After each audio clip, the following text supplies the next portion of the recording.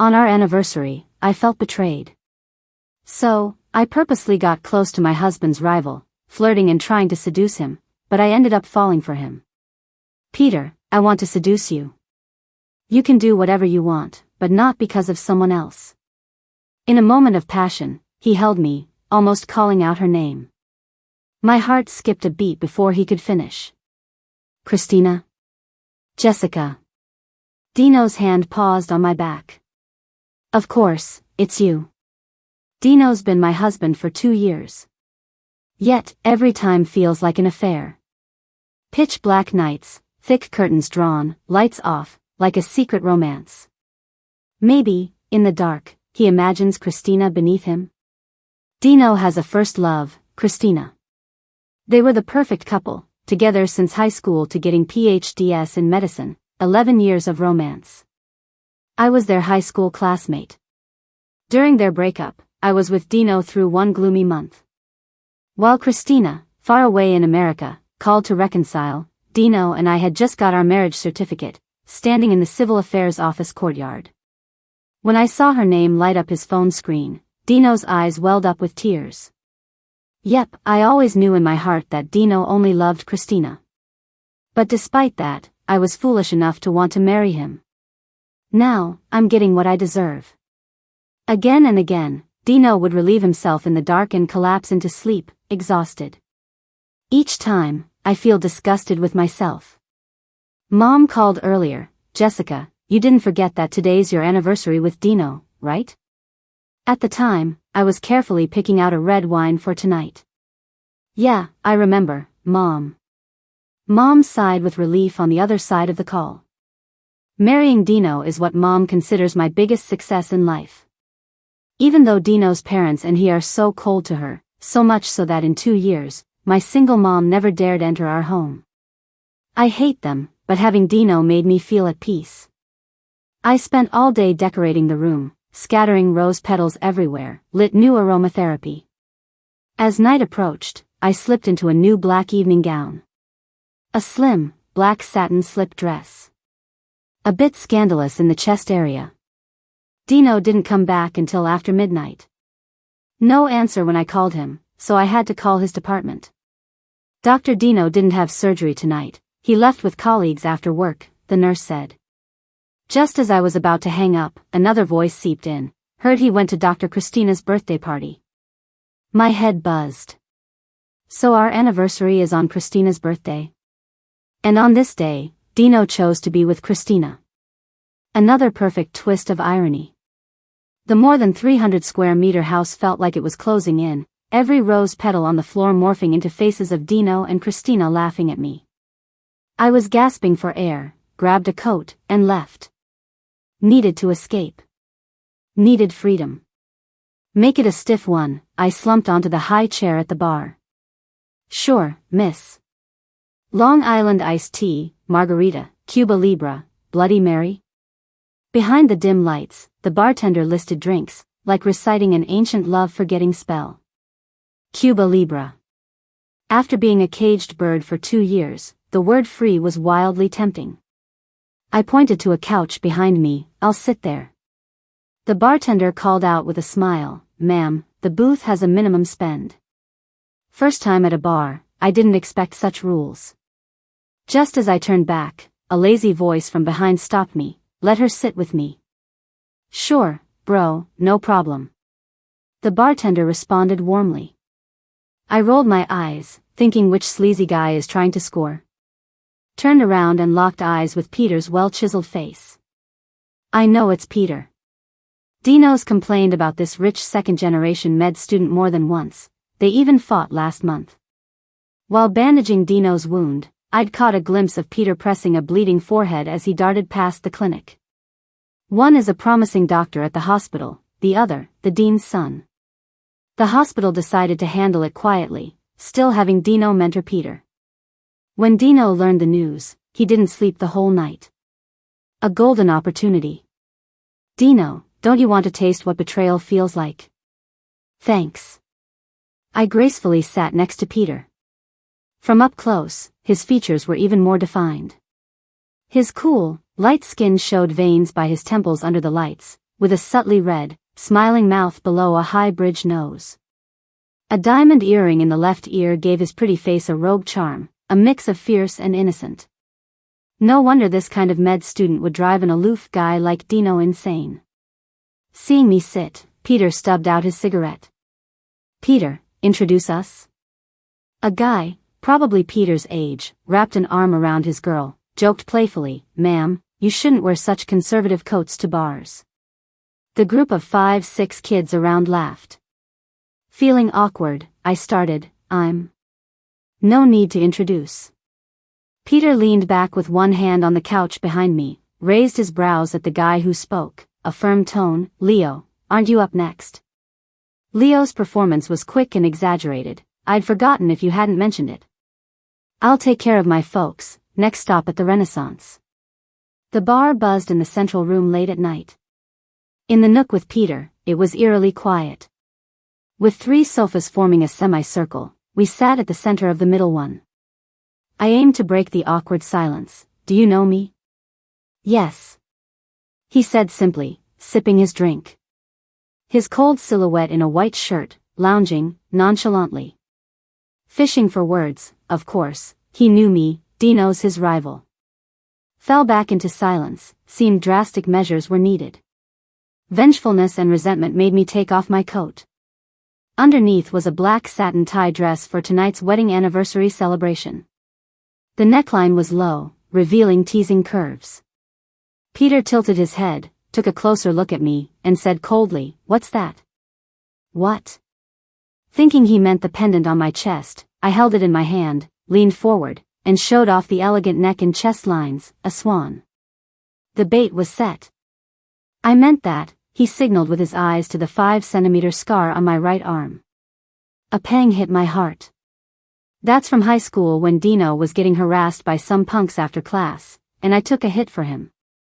Dino's parents gifted me a banner, and the school held a ceremony for me because I saved their top student.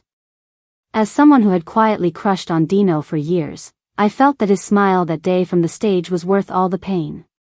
Just an old fight from when I was a kid. "Got nicked," I casually fibbed. "Does it hurt?" His eyes were cold yet hid a warmth, like stars in the Nordic night sky. My eyes stung, almost bringing tears. Dino only ever mentioned the scar once. At my hospital bedside, he said, "Jessica, thanks for saving me. Let me know if you need help with medical bills." He never asked about it again, like if he didn't, it wouldn't exist. "Hang on," Peter stood up, tall at over 6 feet, youthful and strong. Soon, he returned with a transparent tattoo sticker. He carefully placed it over my scar, pressed lightly, then slowly pulled it away. His hands were slender, with a hint of a doctor's antiseptic scent, cool at the tips. His long lashes nearly touched my collarbone. "All done," he said with a quick smile, revealing charming dimples. It was a pink rosebud with the scar as the stem, blooming 3 cool roses, warm and striking. "Thanks," I said, touching the temporary tattoo. "Just like you," he glanced at the rose, his eyes sparkling.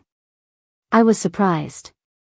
He smiled softly, his voice like music playing on my heartstrings, the incomparable, forever the best roses, the fresh platonic roses in my unsung song, heated and blind roses, unreachable roses.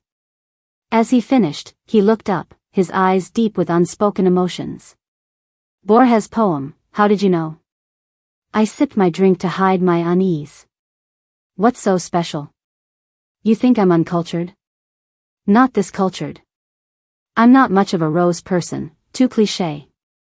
"It's never roses that are cliché, it's those who overlook them," Peter said, looking at me with a gentle gaze like an endless ocean, pulling me in. I felt something shatter inside. And something else melt, softly noticeable. I was nothing but a woman Dino disregarded. I took a big swig of my drink, Cuba Libre, vibrant and sweet, the opposite of the desolate me. Peter paused, didn't respond. He checked his watch. "Let me drive you home, it's getting late." Peter drove a white G-Class. The cool night breeze and empty bridges felt like freedom. Suddenly, it hit me. "Peter, aren't you driving under the influence?" Nope, I haven't had a drink. But you've been sipping from a glass. It's water. Who goes to a bar to drink water? I don't believe it. Thought I'd drink, then I saw you and changed my mind. I remembered the leftover bottles from Leo and the others at our table. Why? He glanced at me, smiled slightly, dimples showing faintly. I planned to take you home. My heart jolted, like lightning on a dark night, brilliant and unexpected.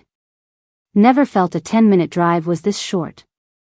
Peter parked about 200 meters from my complex entrance. He lit a cigarette by the car hood while I got out. On the dim early morning street, through the grayish smoke, I couldn't read his expression. Head home, I'll watch you walk in. He put out the cigarette, draped my coat on me, and adjusted my collar from behind. I thought to thank him. But he suddenly placed his hand on my shoulder, voice husky with a plea, "Don't look back." At the entrance, I turned to see Peter. He extinguished his cigarette, climbed into his car. The headlights flared, then he drove off. The tattoo sticker on my shoulder, the pink roses with dew, reminded me of his hesitations. Fiery, blind, and unreachable roses. His sweet voice echoed in my ears. Like a fleeting, sweet dream. Sorry, I had a business dinner last night and couldn't make it. Left your anniversary gift in the entryway. See? Even when I bathe, Dino talks through the door. Got it. Whatever I replied, it wouldn't matter to him. I took a deep breath, and sank slowly into the bathtub. Dino's gift was once again a bouquet of roses and the latest, priciest collection from my favorite jewelry brand. Common, uninspired, yet it still tugged at my restless heart. In the days that followed, Dino was unusually good to me. He came home for dinner every night, smiled like he did in high school, even gave me a goodbye kiss before heading to work today. Life seemed beautifully steady for once. Even in the bath, I had rubbed off that temporary tattoo I couldn't part with. So when Christina's Instagram alert lit up Dino's phone again, I felt my world crumble, almost unable to stand. Christina, where to tonight? My place again? With cute emojis. Each word pierced my heart like a dagger. When Dino came out of his shower and saw me peering over his phone, he froze. What's up, Jessica? Nothing, I feigned tidying the sheets by his phone. It's late, still planning to head back after 3 hours of work? Night shift tonight. He came out of the closet, changed his shirt, and walked out of the bedroom. I'm heading out now, I'll be back in the morning, he said.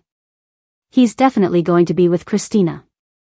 I didn't even dare to ask. I'm too scared to lose him. It's like he's been my whole life for the past 11 years.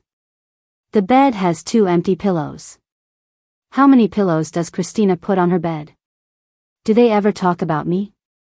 My thoughts are all over the place, driving me crazy. The moonlight is really bright tonight.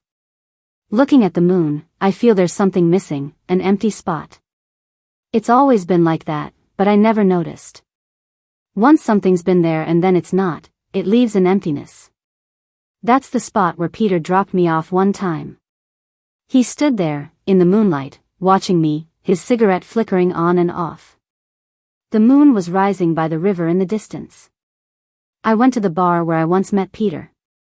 Familiar corner. He's drinking with someone, laughing more than usual. Wearing a loose white t-shirt, his collarbones stand out nicely. His Adam's apple bobbed a bit, and the small bottle of beer was quickly emptied. Peter, don't. Leo was trying to stop Peter from drinking more. He noticed me, and Leo looked over too. Hey, Peter's Dr. Remedy is here. Let's split. After they left, I sat next to Peter and drank half of his whiskey on the rocks. Peter seemed a bit drunk, his eyes clear and inviting. You're the only one who's good to me, I said, wrapping my arm around his and resting my head gently on his left shoulder. He didn't say a word, just held a half-empty beer in his right hand, slightly hunched over, as if afraid any movement would chase me away. There was a faint smell of disinfectant on him, just like Dino. I closed my eyes, taking in a deep breath against his neck. It was intoxicating. Peter is as cold as Dino.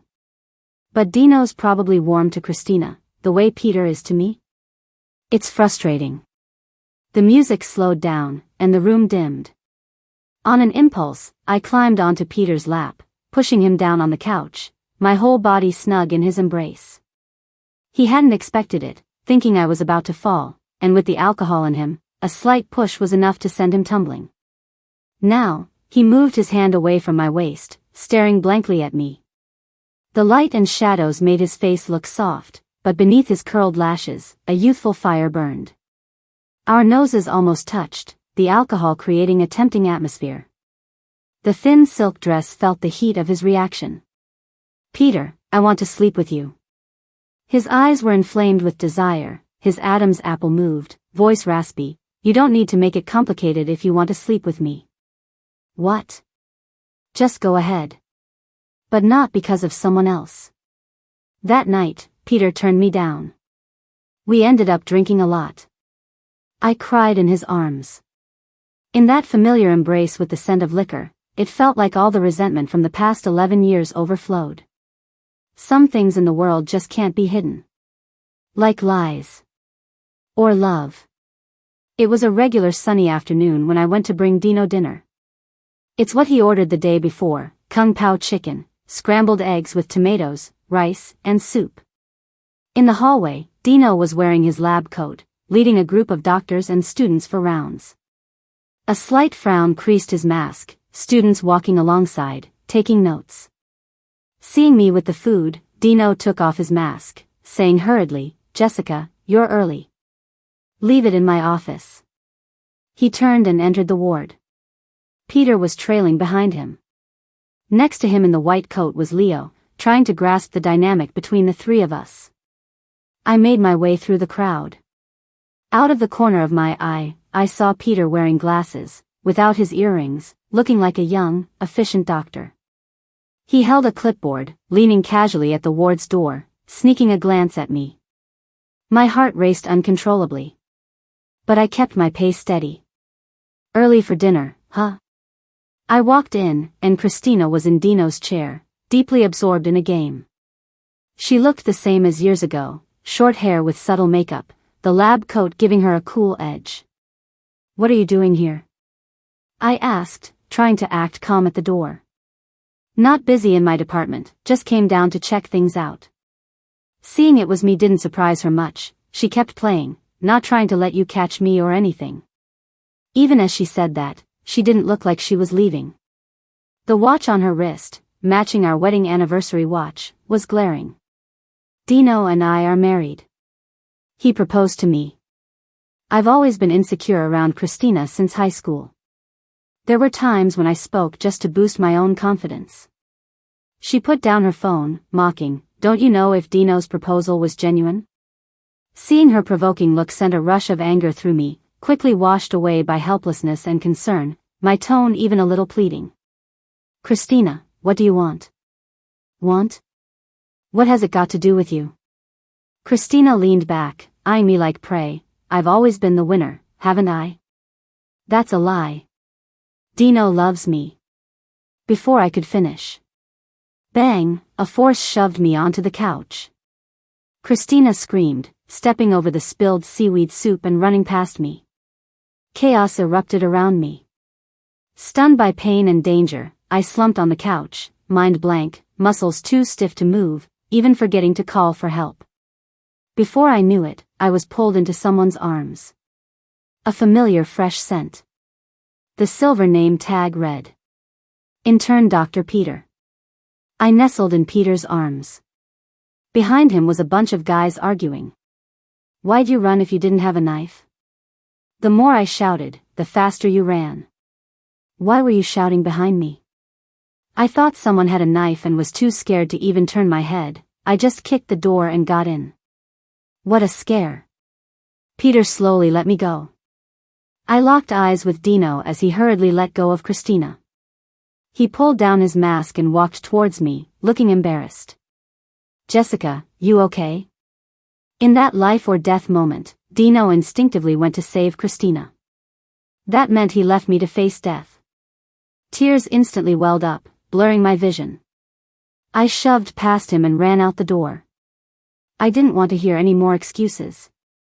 He must love her deeply, like how I blindly took a knife for him back in high school. So why can he just watch while I'm tormented by my memories, my wounds never healing?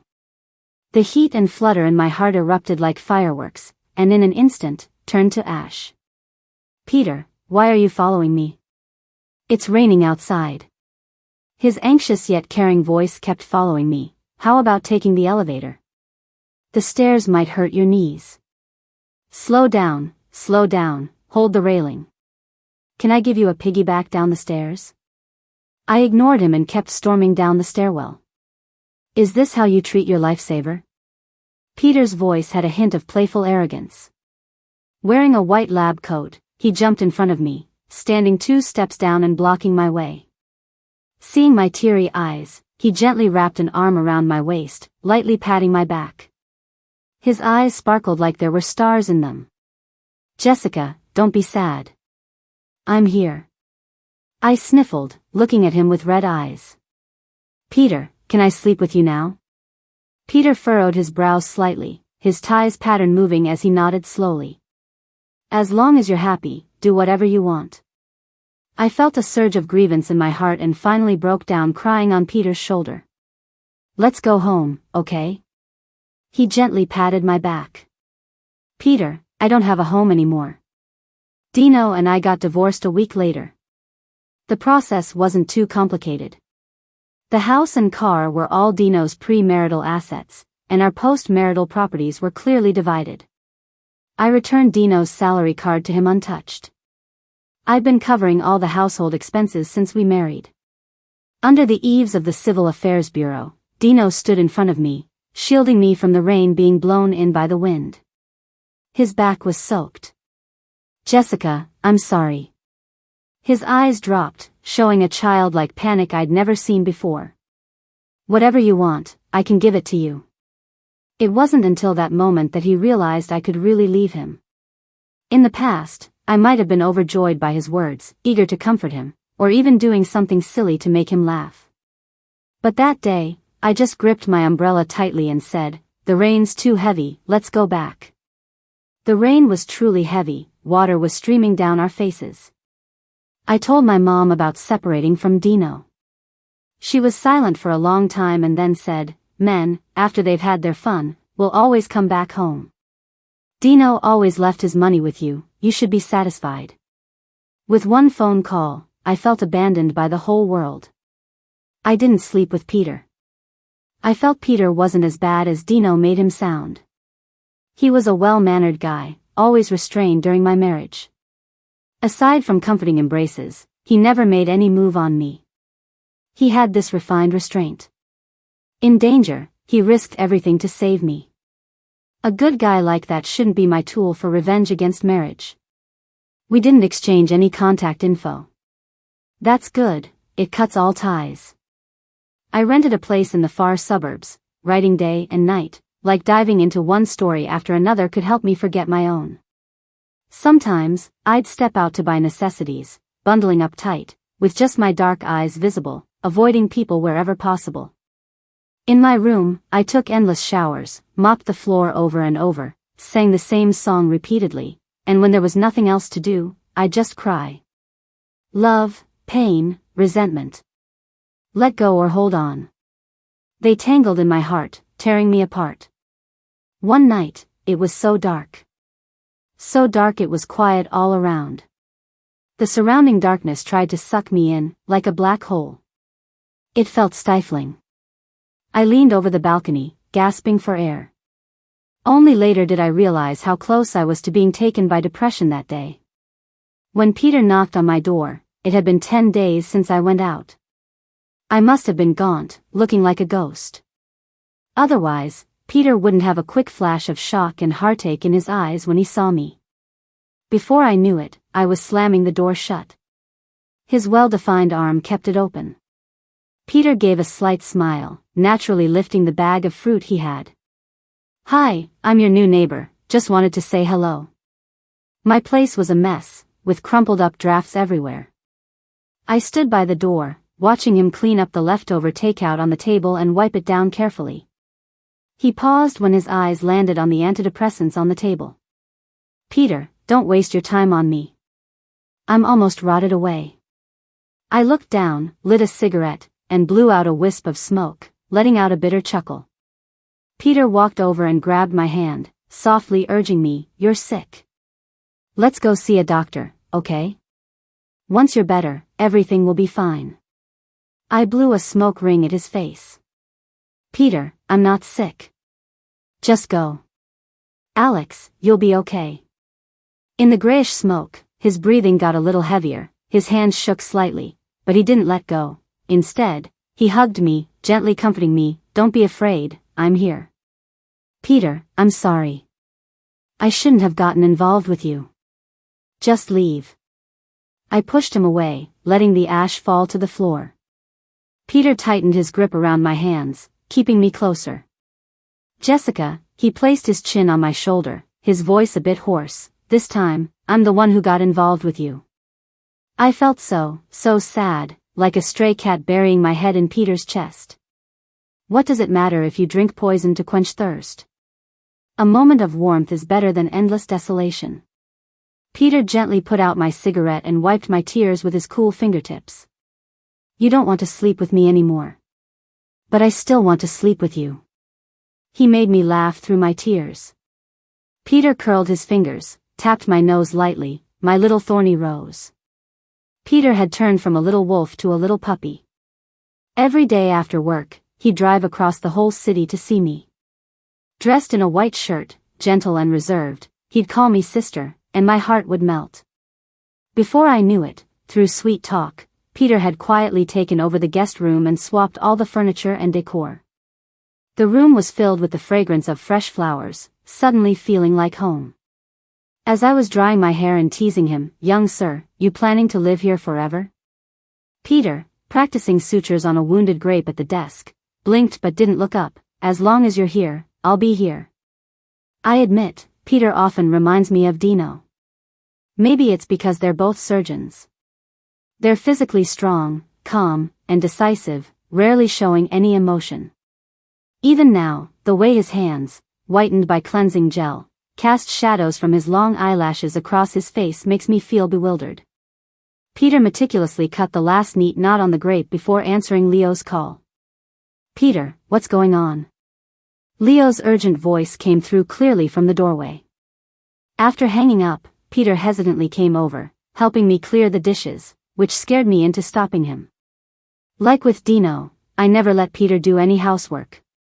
Surgeons need steady hands, and any little bump feels like an injustice to their patients. Peter roundaboutly made sure I'd taken my antidepressants, checked if my mood was stable, if I'd be upset about him leaving. "Peter, I'm fine now. Trust your patient, okay?" I smiled, pushing him gently out the door, watching him reluctantly head down the stairs. The room immediately seemed so much colder.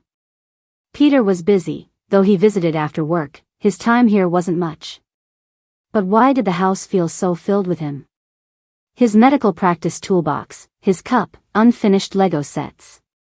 Even the new clothes he bought me sat there lifelessly, waiting eagerly for their owner to return. Without Peter, it felt like a piece of my heart was missing. I lay on the couch and quickly dozed off out of boredom. Because of the medication, I didn't wake until Peter gently moved me to the bed, tucking the covers around me. "Weren't you coming back at 3? I asked lazily. "It's only 12. Got done early, so I came back," he said softly, touching my face. "Sleep, I'm going to bed too." I turned on the lamp, seeing the medicine bottles on the nightstand were out of order, clearly checked. My phone had been accidentally muted, displaying dozens of missed calls from Peter. No wonder his eyes looked red, like he had been crying. It was like my heart had cracked open. Sunlight streamed in. Recently, I've clung to Peter, asking why he liked me. He always skirted the question. After pestering him for a while, he'd ask quietly, "Do you really need a reason to love someone?" Of course, love always needs a reason. Whether from the past life, this life. I was nestled on the couch, bawling at a Korean drama on TV, nearly choking on an almond during a sudden sob. Peter rushed over, holding me, using the Heimlich maneuver, and after making sure I was okay, he coolly went back to practicing knots at the desk. Just like that. I've never been as afraid of losing anyone as I am with you. The world, with you in it, suddenly seems so wonderful. Peter's words were cold, but they warmed my heart. On TV, the male lead murmured at the heroine's grave, "Would you still be alive if we hadn't met? But if we hadn't met, I wouldn't have had such a beautiful May." Love truly is bittersweet. Suburb nights are filled with the warmth of life. The square was alive with music.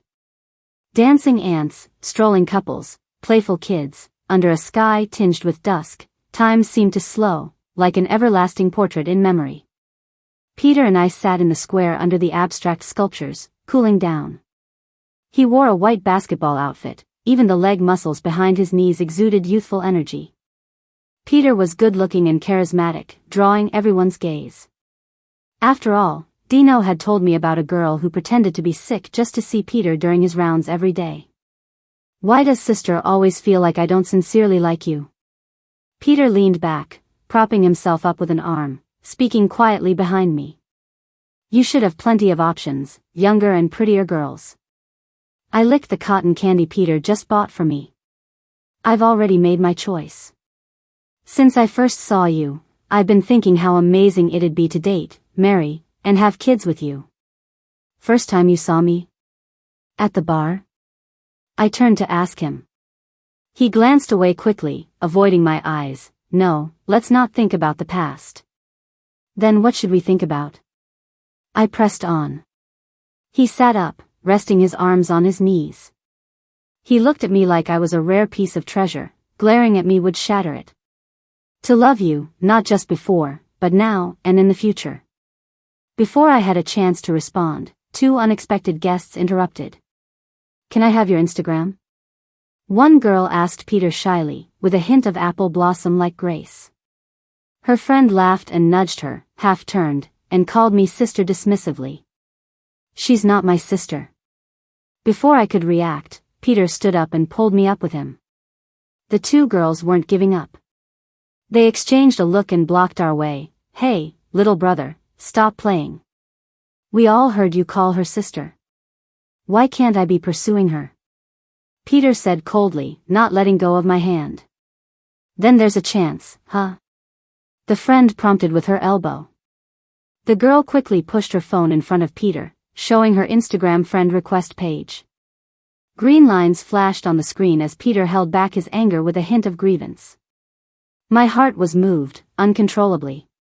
"So there's no chance then?" I smiled at the two girls, using the hand holding the cotton candy to pull Peter's neck closer, planting a slow, firm kiss on his lips. The moonlight dappled softly on the bed. "Sister, when did you start liking me?"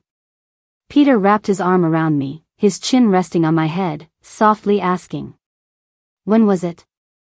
Maybe when I was the most upset and helpless, and only he stayed by my side.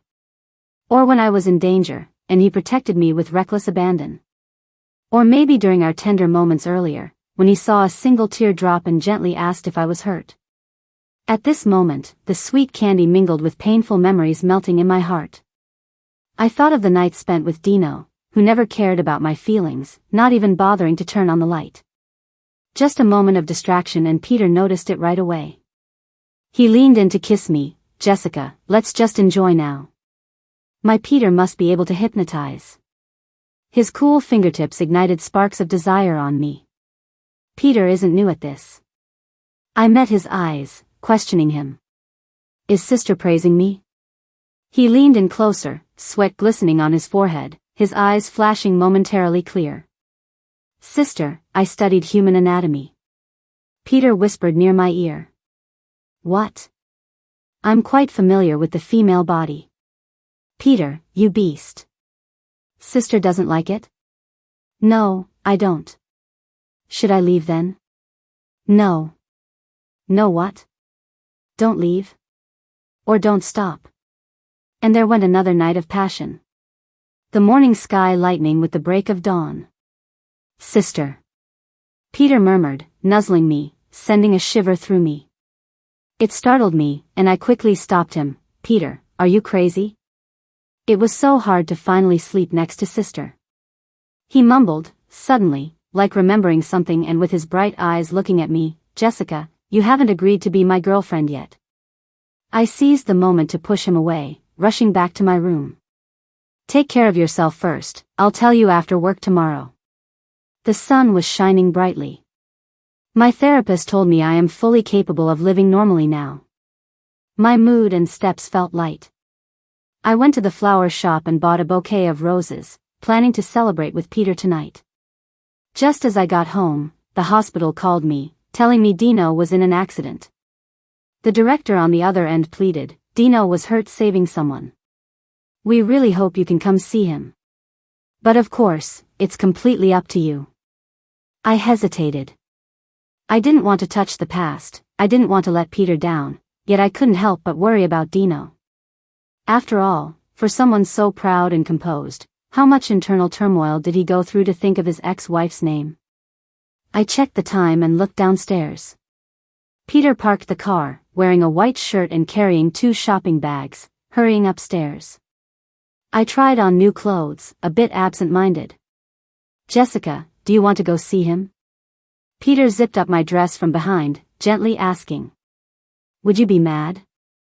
I turned to meet his distinct features. "There needs to be closure." He looked down at the floor, emotions swirling in his eyes. Dino was in the orthopedic ward, with Christina by his side. His eyes lit up when he saw me walk in. I could also see Christina's clear discontent. For a proud person, discontent is an inevitable catalyst for love. Christina has fallen for Dino, clearly at a disadvantage. "Jessica, the girl's eyes looked just like yours." After Christina left, Dino said slowly. "Yesterday, Dino went to the rooftop for a smoke, and saw a girl ready to end it all. The girl was terminally ill, and her boyfriend left her after finding out. She couldn't take the blow and decided to jump. Dino grabbed her first but couldn't hold her weight, watching her fall to her death. Cliché stories are classic for a reason, replaying over and over in the world. Saving someone with one arm happens more often in TV shows. At this moment, Dino lay half upright in bed, arm in a sling on his chest, his pale, handsome face clouded and heavy. The room was packed with fruit baskets and flowers from well-wishers. The director said Dino exerted strength beyond average when he tried to save the girl. "You did your best." I sliced an apple for him, gently comforting. Doctors always have to keep their cool, or they'll get wrapped up in their patient's pain. But Dino's young. It was his first time dealing with something like this, so it's only natural that he was pretty emotional. "Jessica, in that moment, I thought of you." The moment she fell. She was smiling and said, "It hurts too much, just let go." So relaxed and natural, just like when you told me to go back because it was raining too hard on divorce day. Dino's face was clouded over with gloom. "Jessica, remember last year when I was out of town? You'd call me every day until I got annoyed. Now, thinking back, it turns out that trapped in my protective suit, what I really looked forward to was your steadfast call every day. After you left, nobody was home waiting for me anymore. I used to think you couldn't live without me, but I didn't realize you were like a slow-acting poison, quietly filling up my life without me knowing. Those feelings are now just memories, but back then I was clueless." I handed the peeled apple to Dino, and suddenly didn't know what to say. "It's time for a change of meds." Peter took the meds from the nurse at the door, came in, quickly changed them, and then asked Dino about his condition with a blank face. After he finished recording everything, he came over to me, bent down, and, asserting his claim, touched my head. "Jessica, I'll take you home in a bit." "You two together now?" Dino asked with the apple in hand, watching Peter walk out. "Jessica, do I still have a chance?" Dino looked at me, his dark eyes full of tenderness and longing. But I felt nothing inside. Being away so long, you don't feel sad about parting. Half a year, a bout of depression, made our story feel like it was from a past life. "The water's cold, I'll go get you a fresh cup." I got up and took his cup from the bedside. Dino reached out, trying to grab me. I awkwardly stepped back, avoiding his hand. As I turned, memories came flooding back. 11 years ago, the bright, shining boy at the opening ceremony who drifted farther away over time. All those sweet moments in the honeymoon phase, the late-night complaints, the longing by the lamplight, the post-separation struggles, with that turn, they all faded into distant memories. That chapter in life had quietly turned, without a sound. The hallway in the hospital was dead silent. Peering through the corridor windows, I watched the city as the sunset gave it its final sketch. After going through the fiery trial of marriage, I didn't even end up with a wedding ring. But the joys and sorrows marriage brought left traces, like a faint mark on the heart. Maybe at the end of life and marriage, you only begin to understand so much. About choices in life, about loving yourself, about an all-in embrace. It turns out, another man taught me all this. "Sis," a familiar voice suddenly said as I was deep in my thoughts. I turned around and smiled at Peter, finished with the surgery. Yeah, he noticed Dino's cup in my hand, a hint of disappointment flashed in his eyes. He whispered softly, still feeling soft, "Huh?" I put on a stern face, pretending to be angry. "Doctor, shouldn't you be more forgiving to patients? You've taken away my rationality, and now you want me to think clearly." Peter tucked his hands into the pockets of his lab coat, frowned, whispered, and then walked away. "Why so serious?" I muttered, feeling a bit frustrated. Yet, with one stomp, I couldn't help but follow him. Peter's silhouette was tall and determined. I followed him silently for a while, and a warm smile crept to my lips. I reached out and gently tugged at his coat. He paused for a moment but continued walking as if nothing happened. Dr. Peter is awfully charming when he's serious. I just kept holding on to the corner of his coat, happily following him step by step. Suddenly, a strong hand pulled mine, slipping it into his lab coat pocket. Even Peter's calm, cool demeanor couldn't hide the hint of a smile at the corners of his mouth. "I just hope this path never ends." The end. Epilogue. Peter grew up in a family of doctors. Hearing his family talk about life and death was as casual as discussing what's for dinner. He always thought life was just like that. Until he met Jessica. In the cold, stark blood collection room, a girl in a white dress stared silently at the needle in her vein. Rh-negative A-type blood, 300 cubic centimeters. She pleaded with the nurse, her voice cracking, "I can handle it, take a little more." The nurse was used to people like her. She gave a quick word of comfort and hurried off with the blood bag. Outside the emergency room, family members wept desperately. The girl in front of Peter suddenly sobbed into the blood draw table. Peter patted her shoulder and handed her a tissue. She asked, "He'll be okay, right?" A tear ran down her cheek. Behind his mask, Peter nodded without expression, but he couldn't shake the feeling inside. I spent a whole day decorating the room with rose petals everywhere and putting out a new aroma. Her heart must have been soaked in love to have such magic. A year later, when he returned to the hospital for his internship, he realized how wrong his initial judgment was. She was Jessica, Dino's wife. Dr. Leo confided to Dr. Christina during a shift that he had never loved Jessica. She was just a stand-in during Dino's break. The nurses gossiped excitedly. Peter listened, pressing his pen so hard that it clicked loudly. A sense of inexplicable heartache swelled in him. From then on, in his broad dreams, there was only one shadow, her. The frown on her face was filled with beautiful yet fragile secrets like butterflies. Peter felt like he'd go mad. He had fallen for someone else's wife. Thinking of her made his heart race uncontrollably. Once he even flipped the dining table and fought Dino when Dino and Christina teased over the meal Jessica made. Peter was usually calm and composed, but this story with her filled him with a profound sense of helplessness. It was like drinking poison to quench thirst. In the bar, she looked worn out, her smudged eyeliner barely covering the tear mole near her eye. She was like a poet's rose, passionate, imprudent, and unreachable. Being with Jessica felt like an affair, his heart pounding every moment. But she was someone else's wife. Even when she lay on him saying she wanted him, her mind was full of someone else. Emotions fought reason, morality tugging with madness. He wished to be with her, but more than that, he wished she'd wisely choose her own happiness. So he turned her down time and again, his gaze cool, his long lashes fluttering like fans. Until she divorced Dino, all the love he'd bottled up burst forth like a volcano. Her slender body quivered in his arms as she cried against his chest. Finally, he could rightfully hold her and kiss her soft hair. That urge had been there since he first saw her.